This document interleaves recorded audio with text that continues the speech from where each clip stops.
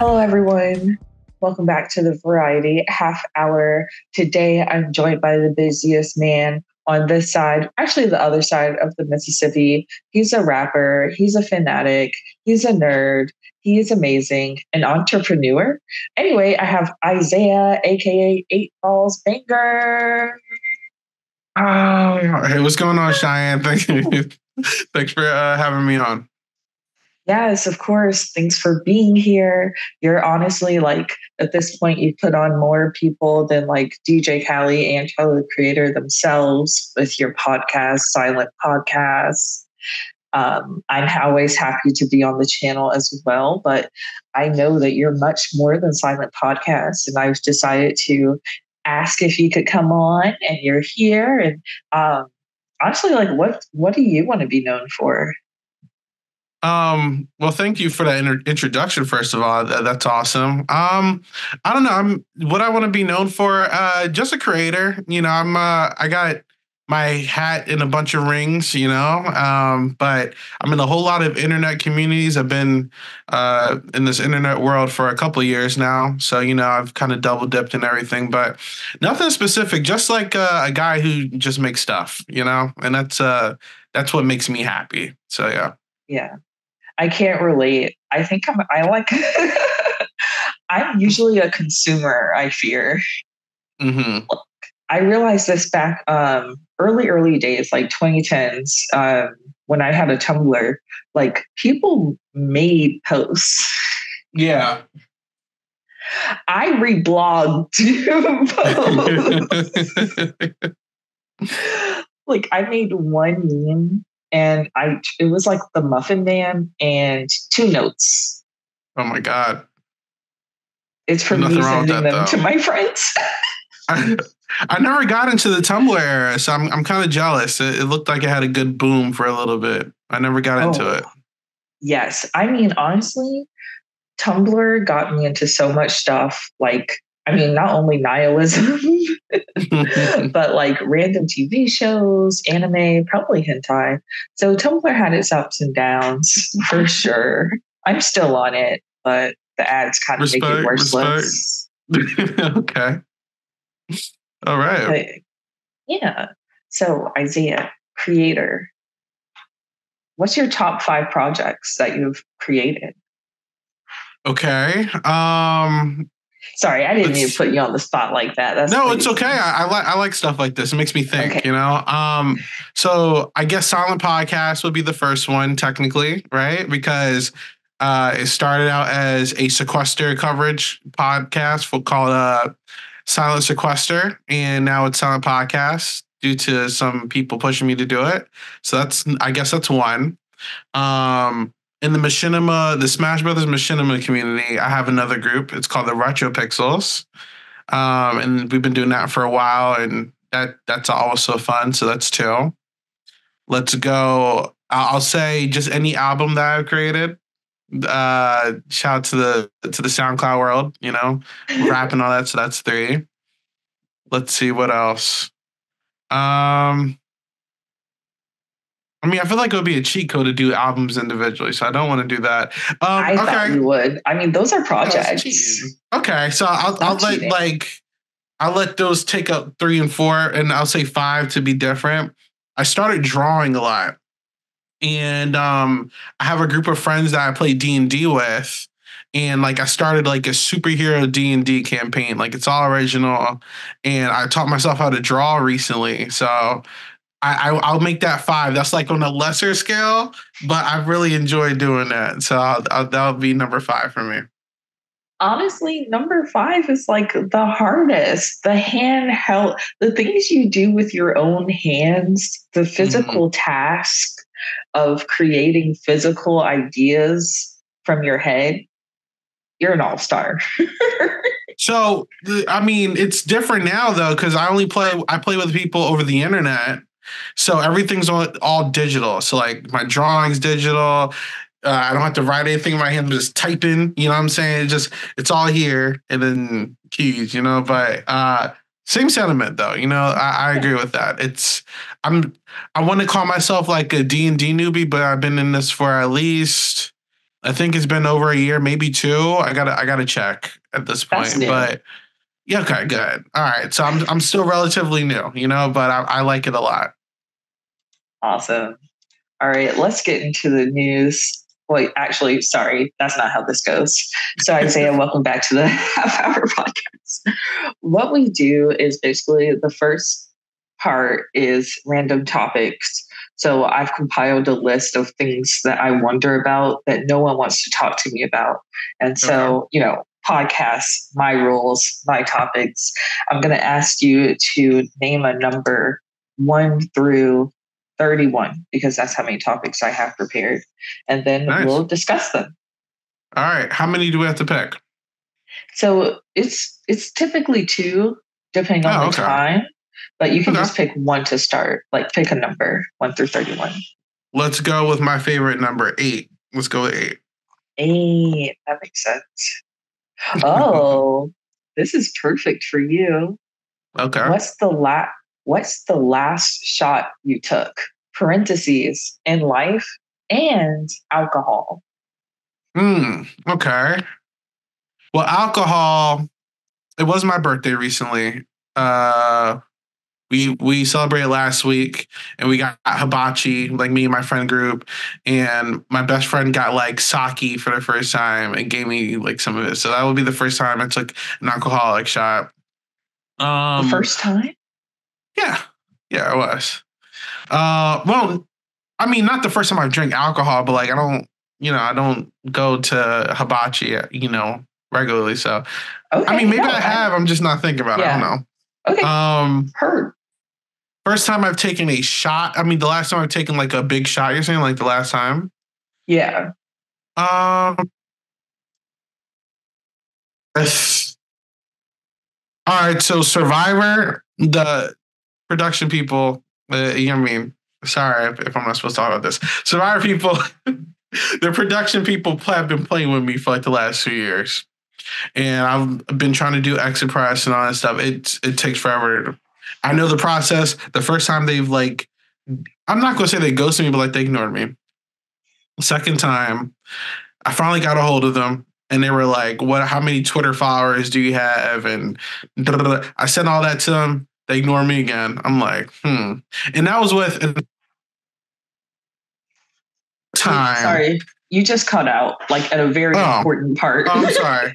I was saying that was with an alumni's help too, because we were supposed to get them for an interview, and it was like for an album breakdown because I was doing an album breakdown series at the time, and production just ghosted me after giving them information. I'm like, all right, whatever. The third time, this is when the shot hit though. This is the recent one. It was after the previous season of Survivor, the one at D1. And Katora from that season, I met her at a Bryson Wendell event in Philly. We chopped it up. I was like, yo, like, I really want to get you on this podcast. Like, let's make it happen. I didn't know where she placed. None of that. She ended up getting finale. She got 4th place. It was great. We finally reconnect because I got her number and she was like, all right, these are she agreed to come on the channel. And I was like, I'm not going to even bring up production. Let's see how this goes. She was like, production told me like, I have to like go through them. So they talked to me this time and it happened. It worked out. I was like, yes. So like, I kind of, I'm not gonna say I cheated the system, but like they finally like worked with me for once. So, I would say that's the last time I've taken a pretty big shot. That's nice. That's a great. I'm glad that landed. I am too. That was one of the milestones. I was like, Survivor production, stop playing with me. Yeah. You've got your ups and you've got your downs. Yeah. But, I mean, I not obviously. The one thing I do enjoy about Survivor's production and CBS production is they're one of the only companies that have kept up with their diversity initiative. Yeah. Warner Brothers said, fuck the blacks and the gays. And half the straights. Women. The women. Oh my God. Yeah. No, it's CBS has been very consistent with the whole thing. I think also maybe the fandom plays a little role to that because they're very vocal about it, which is good. I've seen global television with like Big Brother Canada and their Amazing Race and they've been done good too. Netflix does a pretty good job too, depending on the show.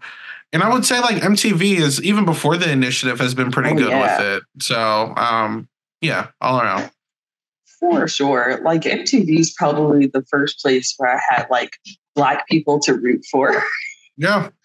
Agreed. Especially in reality TV. Are You the One is like one of the blackest casts I've seen like ever. I was like, wait, we have this many Black people on the show. What is going on here? I was like, oh my God. Now, if only they were a little darker. All right, let's move. I have to answer, but I don't.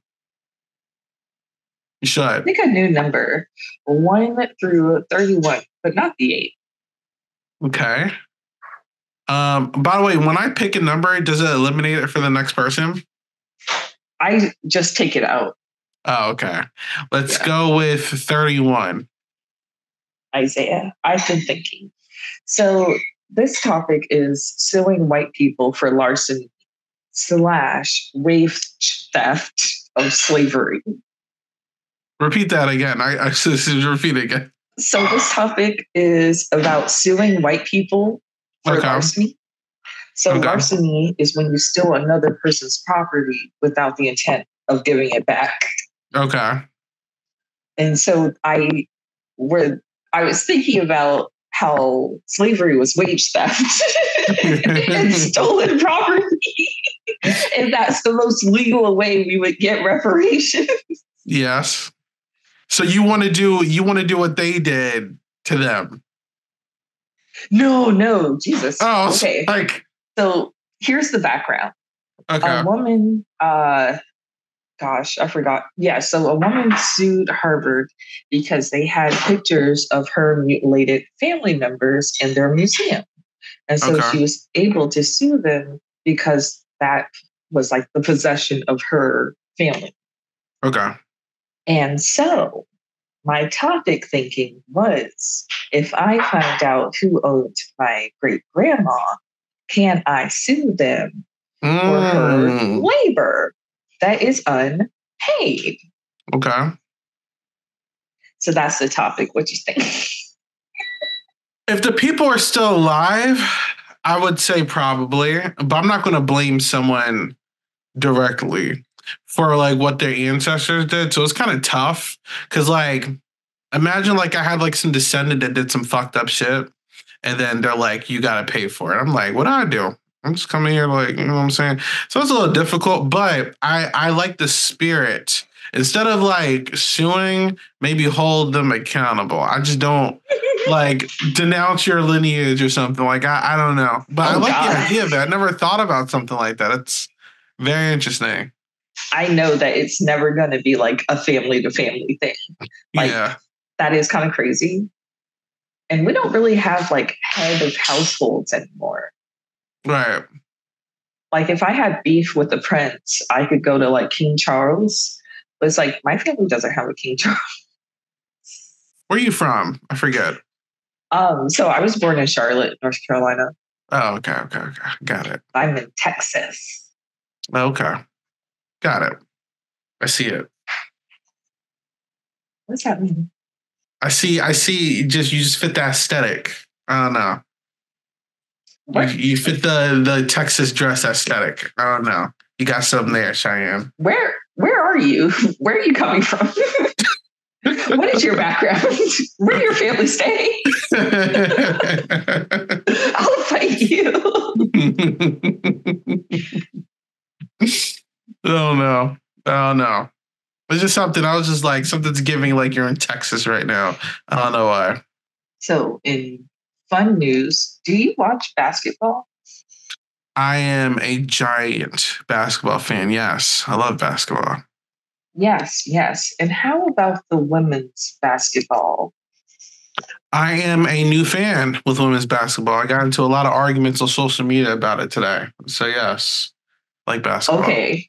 I did not know that, to be honest. I mean, I know people are like recent fans of women's basketball, especially because the men's getting out of control.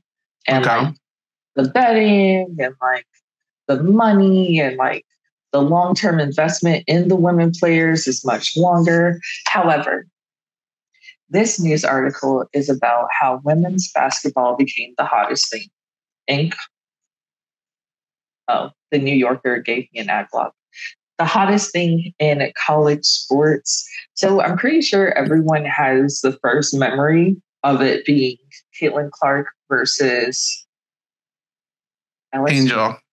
Angel Reese, yes. Angel Reese. And LSU. It was so cool because, when two star players go at it, it's like, it's like wrestling. It's why people like wrestling, But I'm not really a sports girly. So with this article, I'm going to read a little bit about it. But while I'm thinking of how to summarize it, I would love to hear like how you got into basketball and because I know you're a long-term sports fan, but a bit about like what you like about basketball to where we're at women's basketball. Okay, bet. Let's do it. My dad is a big sports fan. He likes football, basketball. Disclaimer, I finally got into football like a couple years ago, but it just took me a while. But basketball has always been me, and especially Sixers, right? I'm a Philly, I live in Delaware, but I was born in Philly. I'm diehard Philly, everything. And I love the Sixers. No matter how good or bad they're doing, I've always just been a Sixers fan since the Allen Iverson era, since Andre Iguodala, Drew Holiday, Joel Embiid, Jahlil Okafor, all that crap. I've been here for the good, the bad, and the ugly. Anyone who knows me knows where is it at? Right here. Sixers. I love the Sixers. Okay, so I'm huge into basketball. I love it, and I love my team at least. Women's basketball, I just got into this year. I heard all the noise about it last year. I was familiar with Caitlin Clark. I wasn't really too deep into it, but I heard the name. But I was big into Angel Reese. I did hear about Angel Reese. I know that LSU won last year. She was just very blockbuster personality, talked a lot of crap. Those are the type of players I like. My player on my team, current MVP of the league, his name is Joel Embiid. He talks a lot of shit. That's my thing. I love Shaquille O'Neal, talked a lot of shit. Kobe talked a lot of shit. MJ, all of my favorite people talk crap. So Angel Reese, when the whole world's against her, the media is against her, she don't care. I loved it. So this year, there was the LSU versus Iowa game, and I was like, all right, like I'm at my parents' house, they're watching it. Let's watch it.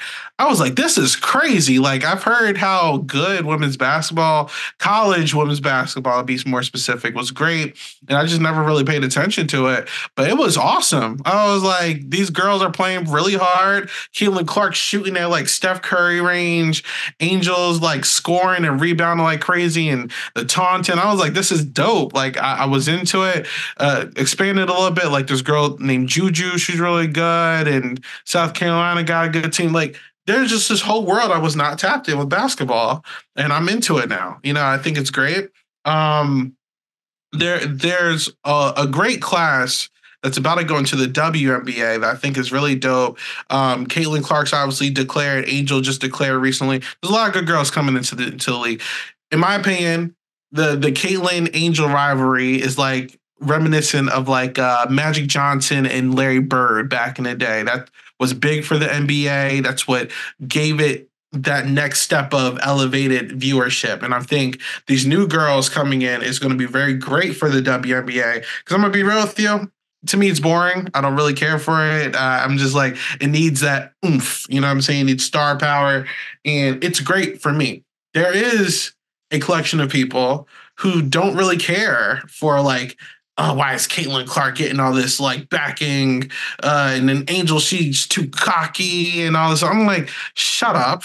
Because if you want the WNBA to do good with views and you want them to get paid more and all that, this is the route you need to take. I know, and I've been told this, I'm a guy, I don't know what I'm talking about. If that's how you feel, fine. But ultimately, as like one of the new viewers, if you want is going to come with more perspectives, and it's specifically more guys are going to start coming into this space that's dominated by women. So it's like it's going to get messy at points, but I think discourse, if any discourse, is good. So all in all, because I'm a yapper, I like the WNBA's future. I'm really into college women's basketball now, and I will be a fan for whatever team Angel Reese goes to. But there's my 2 cents. Sorry if I went off track, Cheyenne, but I am a yapper. I was surprised. I didn't know how deep it went. But for the fans of the sports, that's the most amount of sports they'll ever get from my channel. So good on you, honestly, for bringing the variety to my show. I appreciate it. I want to start a sports podcast at some point, but I'm just like not confident enough. Yeah. Because I'm very biased with my takes because I'm a Philly only guy. So this is a good test run. So thanks. I mean, if I know anything about anyone, it's that sports sells like a lot. Yeah. Yeah. Like I work at WeWork, not like as the company, but inside the company. And the men in the little cubicles, the amount of people watching Pat McAfee. I know Pat McAfee. Yeah. I watch Stephen A. Smith like crazy. I get it. It's like, I shouldn't know who these men are. I shouldn't know what Stephen A. looks like. I shouldn't know his starter Pokemon, but here I am, surrounded by the commentary. There's a whole bunch of like content creators and like broadcasters that have inspired me with the world of podcasting, and I would definitely say Stephen A. Smith. I'm sure you've seen him. It's a black guy, hairline's all up, he's always yelling. Stephen A. Smith for me is like one of my favorite like inspirations when it comes to stuff. So trust me, like I get it though. There's so many, and there's so many relevant voices in that world. It gets tough to keep up with them, but I feel you. Oh, no, I think there's a little misunderstanding. Stephen A. Smith is not just the average guy. Like, my good brother. The way I can watch him say like the most ridiculous, controversial, back stuff in the world is still my guy. He's one of my favorite, like I said, he's one of my favorite like inspirations with this stuff because so animated and he just does not care about what he's saying, and even if he's like extremely wrong, but he's entertaining. He knows what he's doing. I think he's great. The article tells us that in like 2019, the typical year, 4 million people watched like a women's championship title, and 20 million watched the men's team in a similar time. AKA 5 times as many people typically watch basketball. However, with the opportunity to show their engaging play, and honestly, all-stars, it's always the personality. Like, especially with Kobe and Michael Jordan, it's like the biggest part about sports has become the person. And like that's even gone into soccer. It's always been soccer, like with Ronaldo, Haaland. It's like I shouldn't even know who these players are because I don't care about sports. But if someone asked me who Caitlin Clark was, I could tell you. Yeah. That's weird. Would you be able to do the same for the WNBA right now? If Crystal from the Read hasn't mentioned them, I don't know them. Isn't that crazy? Listen, college girls have more clout than like the National League right now. It's a crazy time for that whole industry, but I'm really hyped for them. I think it's dope. So yeah, it's pretty crazy. Okay, so I have another topic, but I don't want to talk about it because there's not enough time. Okay. Instead, I'm going to dive one step deeper into this topic where I think, so you know how in most engagement or even clickbait centers around a war, whether it's gender wars or race wars. Mm-hmm. And I have noticed the women's basketball has amped up, not just because of a few star players, but because they're different races. Yeah, I get the feeling. Yeah. If Caitlyn was black, no one would care.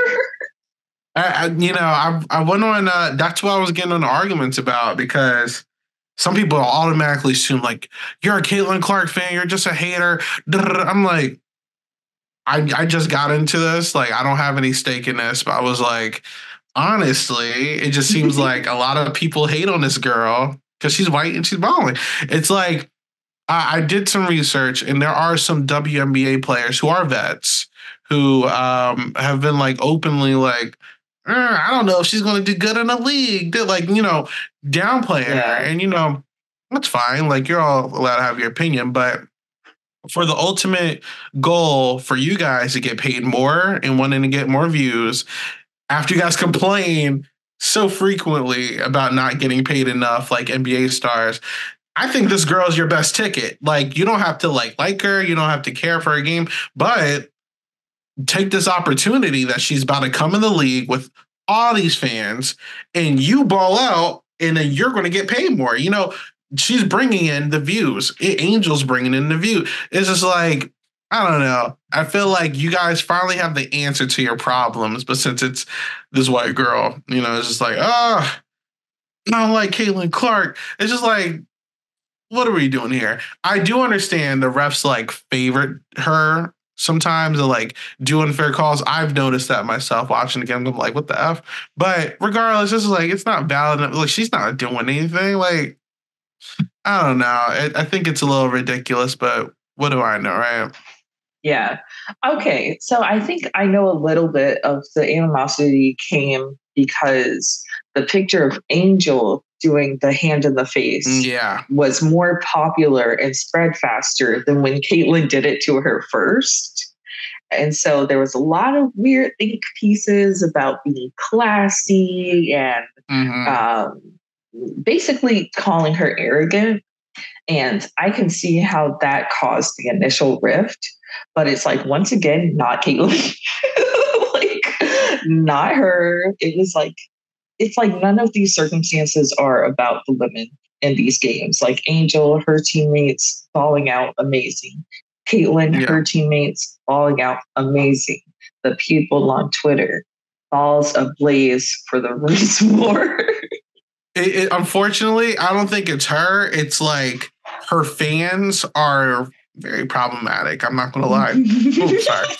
This isn't the first time I've seen like a person unfortunately catch strays because of the people supporting them. You know what I'm saying? Like even taking a Big Brother real quick, America Lopez, she's not that bad, but America Lopez catches a lot of strays because her racist fan base. You know what I'm saying? So it's just like, all right, same thing with Nicole Franzel. She has racist backing. Caitlin Clark, she's fine, in my opinion. I think she's fine.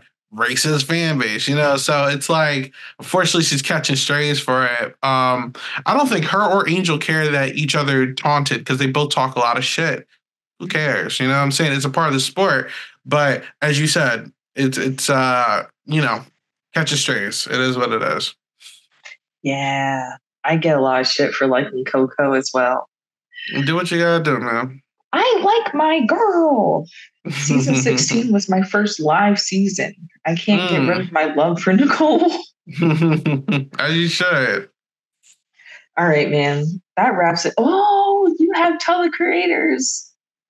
Yeah. Flower Boy. My fiance, she got this for Christmas. It's a vinyl. Or vinyl, sorry. It's both sides. I love Tyler. So cool. I love Tyler. One of my favorite rappers. She's great. I'm gonna make a series called Tyler Creators Great. Love that. Oh my gosh. Okay. Yes, that wraps it up, man. I really appreciate having you on.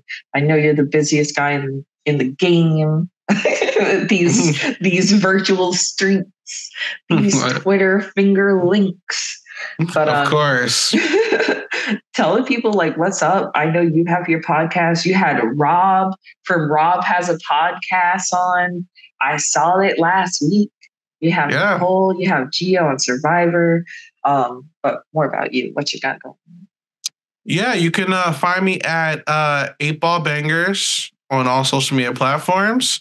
You can find me at Silent Podcast, as Cheyenne said. Usually talking about Big Brother.